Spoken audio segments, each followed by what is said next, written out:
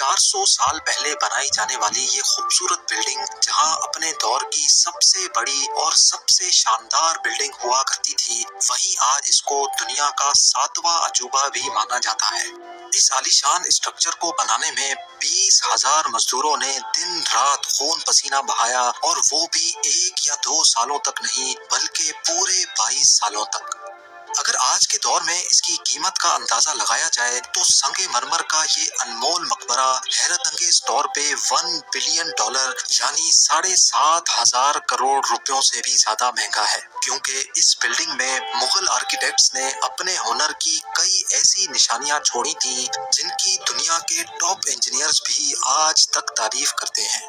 इस बिल्डिंग को ऐसे डिजाइन किया गया कि जब मेन गेट के पीछे से इसको देखा जाता है तो ये काफी बड़ी लगती है, लेकिन जैसे ही मेन गेट की तरफ बढ़ा जाता है तो ऑटोमेटिकली इसका साइज छोटा होता जाता है। दिमाग को चकरा देने वाली ये कोई पहली ट्रिक नहीं थी जो मुगल आर्किटेक्ट्स ने इस्तेमाल की हो। इसके गिर्द चारों मीनारों को बिल्कुल सीधा खड़ा नहीं किया गया, बल्कि ये मीनार बाहर की तरफ थोड़ा झुके हुए हैं, क्योंकि अगर इनको सीधा खड़ा किया जाता तो दूर से देखने पर ये अंदर की तरफ झुके हुए लगते, जैसा कि इन मस्जिदों में आप देख सकते हैं। इन मीनारों को बाहर की तरफ झुकाने का एक और रीजन भी था, और वो ये था कि खतरनाक अर्थक्वेक की सूरत में अगर ये मीनार गिरे भी तो ये बाहर की तरफ गिरकर ताजमहल पर एक आंच भी ना आने दे। लेकिन आखिर माजरा क्या था कि इसको बनाने वाले किसी सूरत में इस पर एक खराश भी बर्दाश्त नहीं कर सकते थे। ताजमहल के वो कौन कौन से राज थे जिनको 400 साल पहले छुपाने की कोशिश की गई थी, और जब उस दौर में कंक्रीट या स्टील ही नहीं हुआ करता था तो आखिर इस आलीशान मकबरे और इस पर मौजूद 40 मीटर ऊंचे डोम को कैसे बनाया गया, ये सब और इससे भी ज्यादा आप जान सकेंगे आज की इस स्पेशल वीडियो में। नाजरीन, ये मामला स्टार्ट हुआ था सन 1607 में, जब इंडिया और पाकिस्तान के इस खित्ते में मुगल एम्पायर का होल्ड हुआ करता था। इस दिन मुगल शहंशाह का सबसे छोटा बेटा शहाबुद्दीन मोहम्मद खुर्रम 15 साल का हो चुका था, और उसी की सेलिब्रेशन के लिए आगरा फोर्ट में एक आलीशान पार्टी रखी गई थी। खुर्रम मुगल शहंशाह को सबसे ज्यादा अजीज था, इसी वजह से इसके हर जन्मदिन पर इसको हीरे जवाहरात और सोने से तोला जाता था, यानी जितना वजन शहजादे खुर्रम का होता था उतना ही खजाना इसके नाम कर दिया जाता था। लेकिन इस जन्मदिन पर कुछ और भी खास होने वाला था। मुगल शहंशाह ने शहजादे खुर्रम की शादी अपने एक वकील की बेटी के साथ कर दी, जिसको मुमताज महल के नाम से जाना जाता है। मुमताज और खुर्रम को पहले दिन ही एक दूसरे से बेइंतहा मोहब्बत हो चुकी थी, और उस वक्त ये किसी को भी मालूम नहीं था कि इस मोहब्बत का बोलबाला हमेशा के लिए रहने वाला है। अगले 10 सालों तक शहजादे ने कई जंगें लड़ी और उनमें भरपूर कामयाबी भी हासिल की। इसी वजह से शहंशाह ने खुश होकर उनको शाहजहां के लक़ब से नवाजा, जिसका मतलब है दुनिया का बादशाह। शाहजहां की टोटल 6 बीवियां थीं जो आगरा फोर्ट के हरम में ही रहती थी। इन 6 में से शाहजहां सबसे ज्यादा मोहब्बत मुमताज से करते थे, और यही वजह थी कि उनका ज्यादातर वक्त मुमताज महल के साथ ही गुजरता था। वक्त तेजी से गुजरता जा रहा था, और 4 सालों के बाद यानी 1621 में मुगल शहंशाह अचानक चल बसे। शाहजहां जो पहले ही मुगल एम्पायर में खासा फेमस हो चुका था और जो शहंशाह का चहीता बेटा भी था, 1628 में यानी बाप की मौत के 7 सालों बाद उसने शहंशाह की गद्दी संभाल ली। पूरी मुगलिया सल्तनत अपने नए शहंशाह से बेहद खुश नजर आती थी। ये वो पीरियड था जब मुगल एम्पायर अपने पूरे उरूज पर थी, यानी पूरे इंडिया पाकिस्तान के साथ साथ अफगानिस्तान के भी कई हिस्सों में मुगलिया सल्तनत का राज हुआ करता था। सारे फैसले शाहजहां खुद करता था, जबकि मुमताज महल पीछे रहकर शाहजहां को मशवरे दिया करती थी। लेकिन किसी को भी इस बात का इल्म नहीं था कि ये खुशियां अनकरीब मातम में बदलने वाली हैं। गद्दी संभाले अभी 1 ही साल गुजरा था कि एक बार फिर से मुगल एम्पायर को दुश्मनों का सामना करना पड़ा। अगले 2 साल जंग चलती रही और शाहजहां को इस जंग में भी भरपूर कामयाबी नसीब हुई। لیکن شاہجہاں ابھی اس کامیابی کا جشن مناتے کہ ان کو ایک افسوسناک خبر سے آگاہ کیا گیا۔ ممتاز محل جو کہ شاہجہاں کے 14ویں بچے کو جنم دے رہی تھی، اس کی حالت بگڑ گئی اور 17 جون سن 1631 کو وہ نہ چاہتے ہوئے بھی اس دنیا سے چل بسی۔ پوری مغلیہ سلطنت کا جشن دیکھتے ہی دیکھتے ماتم میں بدل گیا۔ یہ خبر جو شاہجہاں پر آگ بن کر گری تھی، اس نے تو جیسے ان کی دنیا ہی ختم کر ڈالی۔ شاہجہاں کی سب سے پہلی محبت اور ان کی سب سے عزیز بیوی ممتاز محل اس دنیا سے رخصت ہو چکی تھی۔ کہا جاتا ہے کہ اس غم کی پرچھائی نے شاہجہاں کو کالے اندھیروں میں دھکیل دیا تھا۔ اگلے 8 دنوں تک انہوں نے کچھ نہیں کھایا اور اگلے 2 سالوں تک نہ کوئی موسیقی سنی اور نہ ہی پرفیوم لگایا۔ ممتاز محل نے مرنے سے پہلے ایک آخری خواہش کی تھی۔ وہ چاہتی تھیں کہ ان کی قبر دنیا کے سب سے خوبصورت مقبرے میں بنائی جائے۔ اس ٹاسک کو اور ممتاز محل کی آخری خواہش کو پورا کرنے کے لیے شاہجہاں نے اپنی ساری دولت اور پوری زندگی وقف کرنے کا ارادہ کر لیا۔ ممتاز کے گزرنے کے 6 ماہ بعد یعنی 1632 میں ہی تاج محل کی کنسٹرکشن کا کام شروع کر دیا گیا۔ قریب 20,000 سے بھی زیادہ مزدور، پتھر تراش اور کاریگروں کو پوری سلطنت سے اکٹھا کیا گیا۔ لشکروں کے لشکر شاہجہاں کے حکم پر آگرہ بلوا لیے گئے تھے۔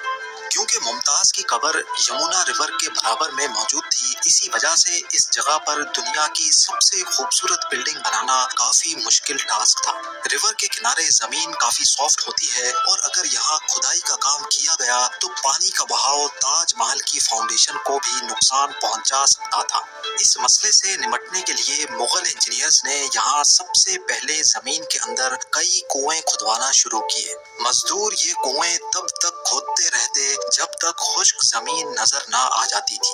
ان کنووں کو پتھروں اور گارے سے بھرا گیا اور پھر اس کے اوپر پتھروں کے بڑے بڑے کالمز کھڑے کیے گئے۔ اس سارے کام کو انجام دینے کے لیے مزدوروں کے ساتھ ساتھ ہاتھیوں کی ایک بہت بڑی فوج کو بھی استعمال کیا گیا۔ مغل انجینئرز کی یہ ٹرک کام کر چکی تھی اور اب ایک ایسی مضبوط فاؤنڈیشن تیار تھی جو نرم زمین پر بھی فولاد بن کر کھڑی تھی۔ فاؤنڈیشن کے بعد اب باری تھی ایک ایسے بلڈنگ ڈیزائن کی جو آج سے پہلے کسی نے بھی نہ دیکھا ہو، ایک ایسا ڈیزائن جو پچھلے سارے ریکارڈ توڑ ڈالے۔ تاج محل کے ڈیزائن کا آئیڈیا شاہجہاں نے اپنے باپ دادا کے مقبروں سے لیا تھا۔ باپ کے مقبرے سے میناروں کا آئیڈیا لیا گیا، دادا کے مقبرے سے بلڈنگ کور کا آئیڈیا لیا اور اپنے انکل کے مقبرے سے ڈوم کا آئیڈیا لیا تھا۔ اور جب ان سب کو کمبائن کیا گیا تو ایک شاندار اور عالی شان ڈیزائن ابھر کر سامنے آیا۔ بلڈنگ کے اسٹرکچر کو بنانے کے لیے لاکھوں نہیں کروڑوں اینٹیں موقع پر ہی بیک کی گئی۔ یہ سب اتنا آسان نہیں تھا اور اس میں لاتعداد پیسے بھی بہائے جا رہے تھے۔ ہر گزرتے دن شاہی خزانہ تیزی سے خالی ہوتا جا رہا تھا، لیکن شاہجہاں کو کسی چیز کی پرواہ نہیں تھی، بس ان کو یہ کام ہر قیمت پر کمپلیٹ کرنا تھا۔ کہا جاتا ہے کہ تاج محل کی کنسٹرکشن میں اتنے زیادہ لوگ لگائے گئے تھے کہ ان کی وجہ سے آس پاس کے علاقوں میں کھانا پینا ختم ہو گیا تھا۔ 20,000 مزدوروں اور کاریگروں کی ڈیمانڈ پوری کرنے کے لیے شاہجہاں نے آس پاس کے تمام علاقوں سے اناج آگرہ منگا لیا تھا۔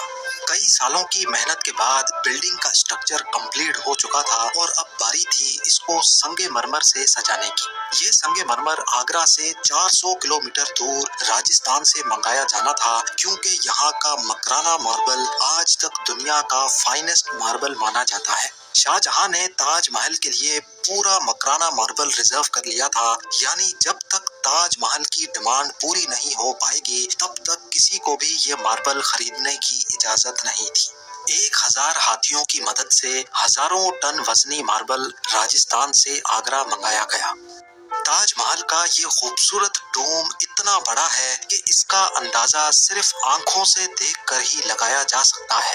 آج کل اس طرح کے ڈوم بڑی آسانی سے اسٹیل اسٹرکچر پر بنائے جا سکتے ہیں، لیکن 400 سال پہلے 40 میٹر اونچے ڈوم کو بنانے میں ان کے پاس صرف پتھروں کا ہی سہارا تھا۔ اس ڈوم کو بنانے میں مغل انجینئرز نے جو اسٹریس کیلکولیشن کی تھی، اس کی آج کے انجینئرز بھی بہت تعریف کرتے ہیں۔ تاج محل کی فنیشنگ کے لیے اس کو پیٹرا ڈورا یا پرچن کاری سے ڈیکوریٹ کیا جانا تھا۔ پیٹرا ڈورا ایک ایسی کلاکاری کو کہا جاتا ہے جس میں قیمتی پتھر کو ماربل کے اندر تراش کر لگایا جاتا ہے۔ ماربل کو بڑی مہارت اور باریکی سے قیمتی پتھر کی شیپ کے حساب سے تراشا جاتا ہے اور پھر اس میں پتھر کو گلو کے ذریعے چپکایا جاتا ہے۔ تاج محل پر استعمال ہونے والی گلو کوئی عام گلو نہیں تھی۔ کافی ریسرچ اور لیبارٹری ٹیسٹ کے بعد معلوم پڑا کہ یہ گلو شیرہ، لیمن جوس اور سنگ مرمر پاؤڈر کو ملا کر بنائی جاتی تھی۔ وہی سیم گلو آج بھی تاج محل کی رینوویشن کے لیے استعمال کی جاتی ہے۔ تاج محل کی خاص باتوں میں ایک بات یہ بھی ہے کہ یہ دن میں 4 مرتبہ اپنے رنگ بدلتا ہے۔ سورج نکلنے سے پہلے یہ بالکل بلیک شیڈ دیتا ہے، سورج نکلنے کے بعد یہ لائٹ یلو اور پنک شیڈ دیتا ہے، جبکہ دوپہر کے وقت تاج محل کی خوبصورتی کا نیا رخ دیکھنے کو ملتا ہے، نیلے آسمان پر جیسے موتی چمک رہا ہو، اور سن سیٹ کے وقت یہ پوری بلڈنگ گولڈن کلر کی دکھائی دیتی ہے۔ پورے 22 سالوں کے بعد سن 1654 میں تاج محل کی کنسٹرکشن کا کام مکمل کر لیا گیا۔ شاہ جہاں اپنی بیگم کی یاد میں دنیا کا سب سے خوبصورت مقبرہ بنانے میں کامیاب ہو چکا تھا۔ شاہ جہاں نے اس عالی شان عمارت کا نام اپنی پسندیدہ بیوی کی یاد میں ہی رکھا۔ ممتاز محل سے اس کا نام تاج محل رکھ دیا گیا۔ ہر سال شاہ جہاں ممتاز کی برسی پر یمنا ریور کے ذریعے تاج محل پر جایا کرتے تھے۔ یہ تاج محل کی ایسی انٹرنس تھی جس کو صرف شاہی خاندان کے لیے ہی بنایا گیا تھا۔ اس انٹرنس کی دیواروں پر دلکش نقاشی کا کام کیا گیا تھا جو شاید صرف شاہی آنکھوں کے دیکھنے کے لیے ہی کیا گیا تھا۔ شاہ جہاں کا یہ مہنگا ترین پروجیکٹ کمپلیٹ تو ہو چکا تھا، لیکن اس نے مغلیہ سلطنت کو تباہی کے کنارے پر لا کھڑا کیا۔ 4 سالوں کے بعد یعنی 1658 میں شاہ جہاں اور ممتاز کے اپنے ہی بیٹے نے شاہی تخت الٹ دیا اور خود مغل امپائر کا شہنشاہ بن گیا۔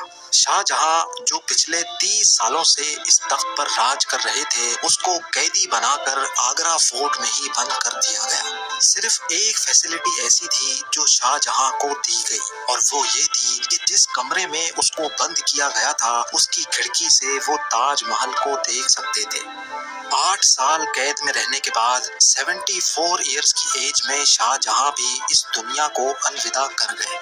شاہ جہاں کا اب ممتاز سے دوبارہ ملنے کا وقت آ چکا تھا اور ان کو تاج محل میں ہی دفن